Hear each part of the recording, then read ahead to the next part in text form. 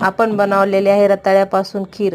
तर रताळे हे स्वच्छ पाण्याने धुवून घ्यायचे। एका कढईमध्ये पाणी टाकायचं आणि ते उकडून घ्यायचे। उकडल्यानंतर त्याचे साल ते सोलायचे आणि हातानं बारीक करून घ्यायचे आणि नंतर एका कढईमध्ये तूप टाकायचं। तुपामध्ये काजू बदाम मोनॅको टाकायचे, ते लालसर होईपर्यंत तळायचे आणि नंतर तळले की त्याच्यामध्ये पाणी टाकायचं आणि ते पाण्याला चांगली उकळी येऊ द्यायची। उकळी आल्याच्या नंतर दूध सोडायचं। अगोदर जर दूध टाकलं तर ते खराब होतं दूध, मग त्यासाठी उकळी आल्यावर पाण्यामध्ये दूध टाकायचं।